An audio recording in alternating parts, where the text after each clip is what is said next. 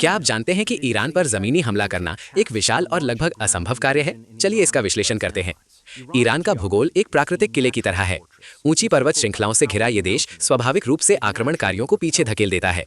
पश्चिम की ओर से ज़ैग्रोस पर्वत इराक के साथ 1600 किलोमीटर तक फैले हुए हैं, जिनकी चोटियां 4000 मीटर से अधिक ऊंची हैं। यहाँ के संकरे रास्ते बख्तरबंद गाड़ियों का रास्ता रोक देते हैं और सैन्य काफिलों को असुरक्षित बना देते हैं।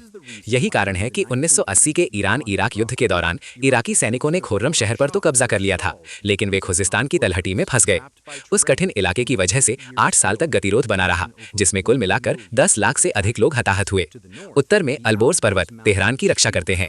ये कैस्पियन सागर के तटों से अचानक ऊपर की ओर उठते हैं, जो किसी भी हमले को घातक चोक पॉइंट्स में बदल देते हैं।